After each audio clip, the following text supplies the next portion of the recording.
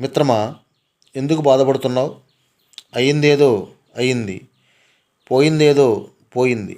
ఈ లోకానికి వచ్చేటప్పుడు ఒట్టి చేతులతో వచ్చావు, పోయేటప్పుడు మూటాముల్లెతో పోవాలనుకుంటున్నావు. అందుకే నీకు ఈ ఆరాటం, అశాంతి. నీవేమి పోగొట్టుకున్నావని విచారిస్తున్నావు. నీవేమి తెచ్చావని నువ్వు పోగొట్టుకుంటావు. నీవేమి సృష్టించావని నీకు నష్టం వచ్చింది. నీవేదైతే పొందావో అది ఇక్కడ నుండే పొందావు. ఏదైతే ఇచ్చావో ఇక్కడదే ఇచ్చావు.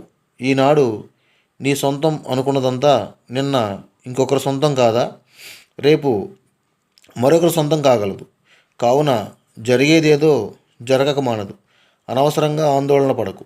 ఆందోళన అనారోగ్యానికి మూలం. ప్రయత్న లోపం లేకుండా ప్రయత్నించు.